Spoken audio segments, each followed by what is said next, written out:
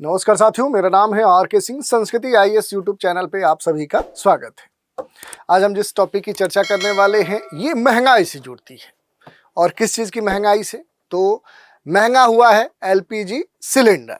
और जंग के बीच देखें तो ये जो महंगाई है ये बहुत महंगी पड़ने वाली है। इसी की आज हम चर्चा करने वाले हैं कि मिडिल ईस्ट में जो तनाव है उसका जो सीधा असर है अब वो हमारे रसोई घरों पे पड़ने वाला है। तो पूरे मसले की चर्चा करेंगे और इससे जुड़ी हुई जो भी अहम जानकारी है उस पर भी हम बात करेंगे कि जंग के बीच में 60 रुपये महंगी हुई घरेलू एलपीजी और दिल्ली में देखें तो अब 14.2 किलो सिलेंडर अब मिलेगा 913 रुपये में। ये देखिए, ये महत्वपूर्ण न्यूज़ मानी जा रही है कि जंग के बीच जंग का जो असर है अब वो हमारे घरेलू स्तर पे, रसोई घर पे पड़ने वाला है।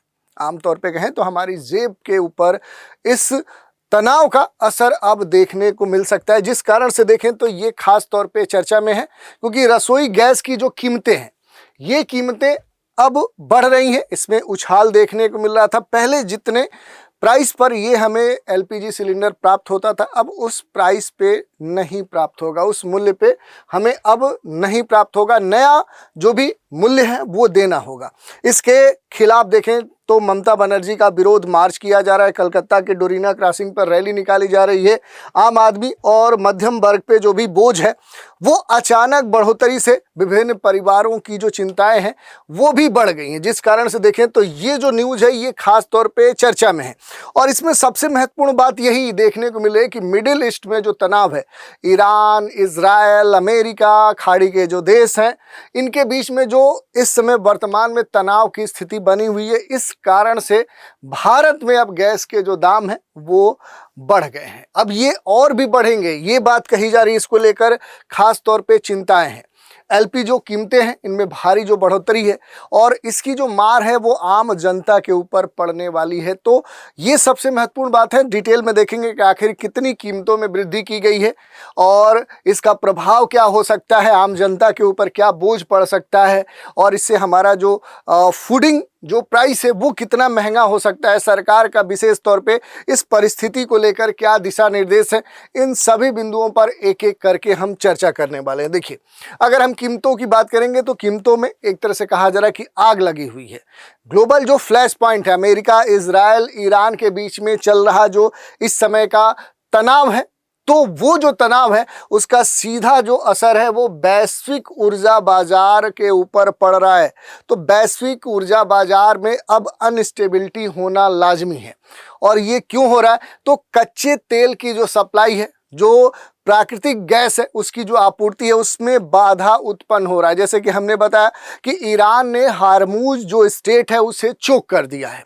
तो वहां से आने वाला जो तेल है, जो गैस है, उसकी आपूर्ति बाधित हो रही है। तो जो इस आपूर्ति बाधित होने से क्या हो रहा है कि अब महंगाई के ऊपर या ऊर्जा के ऊपर देखने को मिल सकता है। तो जो चेन रिएक्शन, अंतर्राष्ट्रीय जो भी ऊर्जा कीमतें हैं उसमें जो उछाल है उस उछाल के रूप में इस तनाव को देखा जा रहा है। देखिए, ये जो तनाव है ये अब खाड़ी तक सीमित नहीं है। मिडिल ईस्ट में बढ़ते तनाव और वैश्विक जो ऊर्जा बाजार है उसमें जो अस्थिरता है उससे आम आदमी के ऊपर महंगाई का जो बोझ है वो पड़ने वाला है। घरेलू जो रसोई गैस है जिसे एलपीजी सिलेंडर हम कहते हैं उसकी कीमत अब बढ़ गई है। नई जो कीमतें हैं ये 7 मार्च 2026 से लागू हो गई हैं, यानी आज से इसकी कीमतें आपको अधिक देनी पड़ेंगी। जिस कारण से देखें तो ये चर्चा में है। भारत अपनी एलपीजी की लगभग 80 से 85% की जो खपत है वो महत्वपूर्ण मानी जाती है क्योंकि भारत अपनी जो भी इस तरह के एलपीजी जो सिलेंडर हैं इनकी लगभग जो खपत है वो खुद के स्तर पे करता है और ये दुनिया का दूसरा सबसे बड़ा आयातक भी बना हुआ है। क्यों आयातक बना हुआ है? तो देखिए, दो चीज़ें यहाँ पर देखने को मिलती है। भारत का जो आयात पर निर्भरता, ये सबसे महत्वपूर्ण बात है। भारत दुनिया का दूसरा सबसे बड़ा एलपीजी आयातक देश है। कुल अपनी खपत का आप देखेंगे 80 से 85% हिस्सा क्या करता है, ये बाहर से मंगाता है और इस आयात का लगभग 85 से 90 हिस्सा मुख्य रूप से खाड़ी देशों कतर, सऊदी अरब या इस क्षेत्र से आता है। तो इस क्षेत्र में जो तनाव है, इस तनाव के कारण जो चेन सप्लाई है वो बाधित हो रही है, क्योंकि पहले हमने बताया कि 80 से 85% जो ऊर्जा ज़रूरतें हैं वो आप क्या करते हैं, बाहर से प्राप्त करते हैं। यानी भारत क्या करता है, अपनी अधिकांश ऊर्जा ज़रूरतें यानी क्रूड ऑयल और जो भी गैस है वो बाहर से आयात करता है। तो ये जो आयात है, ये जो निर्भरता है, इसी निर्भरता के कारण देखें तो जो खाड़ी के देश हैं या मिडिल ईस्ट है जो जल रहा है, उसका प्रभाव अब भारत में महंगाई के रूप में देखने को मिल रहा है। मध्यपूर्व में जो हालिया तनाव है, उस तनाव के कारण भारत में जो आपूर्ति है वो सुनिश्चित करने के लिए अब कहा जा रहा है कि जो भारत के ऊर्जा बकेट हैं उनको बढ़ाना होगा, उन्हें और डाइवर्सिफाई करना होगा। तो इस तरह की जो स्थिति है वो यहाँ पर देखने को मिल रही है। घरेलू बजट को देखें तो 60 रुपये का जो नया झटका है, क्योंकि जो घरेलू जो सिलेंडर होता है उस पर एक 60 रुपये की जो मूल्य वृद्धि है वो देखने को मिली है। और 7 मार्च 2026 से नए जो मूल्य हैं वो लागू हो गए हैं और 7 मार्च 2026 को राजधानी दिल्ली और देश भर में इसके नए जो मूल्य हैं वो हम सबको पे करना होगा। दूसरी बात देखिए, घरेलू जो एलपीजी सिलेंडर है इसके जो नए दाम हैं उनको आप देख सकते हैं। पहले 853 रुपये थे, अब 913 रुपये हुए। इसमें 60 रुपये की वृद्धि हुई है। सिलेंडर का जो वजन है वो 14.2 किलोग्राम है। नई दरों के अनुसार राजधानी दिल्ली में अब 14.2 किलो का जो घरेलू गैस सिलेंडर है ये कितने में मिलेगा, तो 913 रुपये में मिलेगा। कीमतों में ये जो वृद्धि है सीधे घरेलू बजट के ऊपर इसका असर देखने को मिलेगा। यही नहीं, बाहर जो हम खाना खाते हैं पीते हैं, जो भी इस तरह की जो फूडिंग हमारी जो प्राइस है वो भी अब महंगा होगा, क्योंकि कमर्शियल जो गैस सिलेंडर है जो 19 किलो वाला है उसमें भी अब वृद्धि देखने को मिली है। उसके मूल्य में भी 115 रुपये की वृद्धि देखने को मिली है। तो इसकी जो कीमत है वो पहले से क्या हो चुकी है, अब ये बढ़ चुकी है। और बढ़ने के कारण अब क्या होगा कि अब अलग अलग, जैसे दिल्ली में नई जो कीमत है वो 1883 रुपये है, मुंबई में नई जो कीमत है वो 1835 रुपये है। तो अब बाहर अगर आप खाते हैं, होटल रेस्टोरेंट ढाबा कैटरिंग व्यवसाय में है, तो वहाँ पर भी आपको महंगाई की जो बोझ है, जो मार है वो झेलनी पड़ सकती है। क्योंकि यहाँ पर जो कमर्शियल कह सकते हैं कि जो सिलेंडर है वो महंगा होने से खास तौर पे जो होटल व्यवसाय है, रेस्टोरेंट व्यवसाय है, ढाबा है, कैटरिंग है, वहाँ पर अब जो अलग अलग जो प्राइसिंग है फूडिंग की वो बढ़ जाएगी। इसका परिणाम ये हो सकता है कि बाहर खाना पीना अब काफ़ी महंगा हो जाएगा। मिडिल ईस्ट में जो तनाव है वो खास तौर पे देखने को मिल रहा है और उसी का असर है कि आप देखेंगे कि भारत में जो महंगाई है वो अब तेजी से बढ़ रही है। अंतर्राष्ट्रीय स्तर पे अमेरिका, इजराइल, ईरान के बीच में बढ़ रहे जो तनाव है, उस तनाव के कारण कच्चे तेल और जो भी गैस की आपूर्ति है उसको लेकर लगातार चिंता बढ़ रही है। इसका असर वैश्विक ऊर्जा जो कीमतें हैं उन पर भी दिखाई दे रहा है, जिसका प्रभाव भारत जैसे आयात निर्भर जो देश हैं उनके ऊपर पड़ रहा है। क्योंकि भारत जानते हैं कि पहले से क्या है, अपनी अधिकांश जो ऊर्जा की ज़रूरतें हैं वो बाहर से पूरा करता है और इस कारण से भारत में इस तरह के जो भी कह सकते हैं कि जो ऊर्जा प्रोडक्ट्स हैं उनकी जो कीमतें हैं वो बढ़ना लाजमी है। संकट से निपटने के लिए खास तौर पे सरकार ने विशेष दिशा निर्देश दिए हैं। संकट से निपटने के लिए सरकार ने एक्शन प्लान लाने की बात की है। 6 मार्च 2026 निर्देश दिया गया। भारत सरकार ने सभी सार्वजनिक और निजी जो तेल रिफाइनरीज हैं उनको घरेलू एलपीजी उत्पादन बढ़ाने का सख्त निर्देश दिया गया है। अंतर्राष्ट्रीय स्तर पर जो भी सप्लाई है वो रुकने पर भी देश में रसोई जो गैस है उसकी कमी न हो और जो भी कंज्यूमर्स हैं उनको ऊर्जा संकट से बचाया जा सके। तो ऊर्जा सुरक्षा को ध्यान में रखते हुए भारत सरकार ने विशेष तौर पे 6 मार्च 2026 को ही सार्वजनिक और निजी दोनों क्षेत्रों की सभी तेल रिफाइनरी जो कंपनी है उनको दिशा निर्देश दे दिया है कि एलपीजी उत्पादन और वो बढ़ाएं। सरकार का उद्देश्य यही है, ये सुनिश्चित करना है कि अगर बहुराष्ट्रीय जो भी कंपनियां हैं या जो भी घरेलू कंपनियां हैं उनको जब सिलेंडर या इस तरह के ऊर्जा आपूर्ति की जरूरत पड़े तो उस समय वो उस कमी से न जूझे। और अंतर्राष्ट्रीय स्तर पे अगर सप्लाई प्रभावित होती है तो भी जो रसोई गैस है उसकी उपलब्धता देश में सभी स्तर पे बनी होनी चाहिए और उपभोक्ताओं को किसी बिना बड़े संकट के आसानी से इसकी जो सुलभता है वो हो सके। इसी कारण से सरकार ने खास तौर पे इसके लिए दिशा निर्देश दिए हैं। दूसरी बात देखिए, अगर आम जनता के ऊपर पड़ने वाले असर की बात करेंगे तो घरेलू बजट पे अतिरिक्त बोझ पड़ना लाजमी है। होटल रेस्टोरेंट में खाने की जो कीमतें हैं वो बढ़ सकती हैं। ऊर्जा बाजार में अंतर्राष्ट्रीय जो घटनाक्रम है उसका सीधा जो प्रभाव है वो देखने को मिल सकता है। तो ये पूरा न्यूज़ हमने देखा। अब इसमें थोड़ा सा अगर आप देखना चाहिए जो एलपीजी सिलेंडर है आखिर ये होता क्या है, तो इसके विज्ञान को अगर आप समझ समझना चाहें तो इसका पूरा नाम होता है लिक्विफाइड पेट्रोलियम गैस, यानी तरल पेट्रोलियम गैस। ये अत्यंत ज्वलनशील गैस का एक मिश्रण होता है।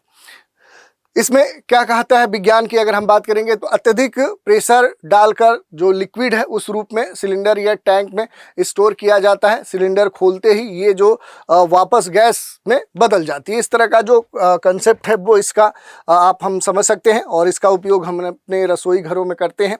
तो एक जो एलपीजी है ये क्या है, ये एक ज्वलनशील गैस है, ज्वलनशील गैसों का मिश्रण है जिसे दबाव डालकर तरल रूप में सिलेंडर में क्या किया जाता है या टैंक में भरा जाता है। इसे सामान्यतः रसोई गैस कहा जाता है और घरों, होटलों या उद्योगों में इसका ईंधन के रूप में क्या किया जाता है, इसका उपयोग किया जाता है। दूसरी बात देखिए, अगर इसकी संरचना की बात करेंगे कि इसकी संरचना कैसी होती है तो एलपीजी में मुख्य रूप से देखेंगे तो दो कंपोनेंट आपको देखने को मिलेंगे। दो हाइड्रोकार्बन जो गैस है उनका मिश्रण आपको देखने को मिलता है। पहला क्या होता है, प्रोपेन होता है और दूसरा क्या होता है, ब्यूटेन होता है। इन गैसों को दबाव में रखने पर ये तरल बन जाती हैं, लिक्विड के फॉर्म में हो जाती हैं और सिलेंडर खोलने पर फिर से ये गैस के रूप में परिवर्तित हो जाती है। इनकी रासायनिक जो संरचना है कि प्रोपेन क्या होता है, इसमें कार्बन और हाइड्रोजन के जो कह सकते हैं कि जो मॉलिक्यूल है उनका कैसे कम्बिनेशन होता है, संरचना कैसे होती है, उसको यहाँ पर दर्शाया गया है। गैस लीक की बदबू का जो असली रहस्य है कि प्राकृतिक रूप से एलपीजी पूरी तरह से रंगहीन, गंधहीन होती है और ख़ास तौर पे देखेंगे कि सुरक्षा तंत्र के स्तर पे कि अगर गैस हो रहा है तो इसका तुरंत पता लगाने के लिए आपको एथाइल मरकैप्टन जो है उस नाम की एक तेज जो गंध वाली गैस है वो विशेष रूप से इसमें मिलाई जाती है कि जब भी लीकेज हो तो पता चल जाए कि हमें महक रही है। तो वास्तव में जो यहाँ पर प्रोपेन और ब्यूटेन है इसका मिश्रण, उसका कोई खास गंध नहीं होता है। गंध पहचानने के लिए खास तौर पे इसमें इथाइल जो मरकैप्टन है वो मिलाया जाता है ताकि लोगों को पता चल जाए कि कहीं से गैस लीक हो रही है। बेहतरीन और स्वच्छ ईंधन की विशेषताओं की बात करें तो हाई कैलोरीफिक जो वैल्यू है, थोड़ी सी गैस से अधिक गर्मी पैदा होती है और इसी कारण से देखेंगे तो बड़े स्तर पे क्या हो रहा है कि जीवाश्म ईंधन की बजाय इस तरह के एलपीजी सिलेंडर को उपयोग में लाने को प्राथमिकता दी जा रही है। पर्यावरण के अनुकूल है, कोयले और लकड़ी की तुलना में कम प्रदूषण, धुआं, राख बिल्कुल नहीं होती है। आसान लॉजिस्टिक है कि इसे सिलेंडर में आसानी से भर दिया जाता है, आसानी से इसे कहीं भी शिफ्ट किया जा सकता है। साफ सुथरा है, ये एक बेहद साफ और कुशल ऊर्जा का स्रोत माना जाता है। सिर्फ रसोई तक ही सीमित नहीं है एलपीजी, बल्कि आप देखेंगे घरेलू उपयोग में तो इसका उपयोग होता ही, बल्कि व्यावसायिक स्तर पे होटल, रेस्टोरेंट, बेकरी, कैटरिंग सेवाओं में, औद्योगिक उपयोग में देखेंगे धातु कोटिंग में, वेल्डिंग, केमिकल इंडस्ट्री और हीटिंग सिस्टम में। और इसके अलावा ऑटो ईंधन की बात करें तो दुनिया के कई सारे देशों में वाहनों के लिए स्वच्छ जो ईंधन है, ऑटो जो एलपीजी है, उस रूप में भी इसका इस्तेमाल होता है। तो रंगहीन, गंधहीन एक महत्वपूर्ण गैस है एलपीजी और रिसाव का पता लगाने के लिए खासतौर पे इसमें मिलावट की जाती है। ये उच्च ऊष्मा प्रदान करती है, आसानी से सिलेंडर में स्टोर कर ली जाती है, ट्रांसपोर्ट की जा सकती है और जो भी कोयला है या लकड़ी है, इस तरह के कह सकते हैं जो ईंधन है उनकी तुलना में ये कम प्रदूषण करती है। इसका जो उपयोग है अलग अलग स्तर पे किया जाता है, जैसा कि हमने बताया घरेलू स्तर पे भी होता है, व्यावसायिक स्तर पे भी होता है, औद्योगिक स्तर पे भी होता है, वाहन में भी इसका इस्तेमाल होता है। तो इस तरह से पूरा हमने इस एलपीजी के बारे में बेसिक जानकारी ली। इसी पर आधारित अगर प्रश्न की बात करें तो एलपीजी मुख्य रूप से किन गैसों का मिश्रण है? मीथेन और एथेन, प्रोपेन और ब्यूटेन, नाइट्रोजन और ऑक्सीजन या फिर कार्बन डाइऑक्साइड और हाइड्रोजन। तो इस प्रश्न का उत्तर आपको हमें कमेंट के माध्यम से देना है। तो आज के एपिसोड में इतना ही। आप सभी हमारे साथ बने रहें, इसके लिए धन्यवाद।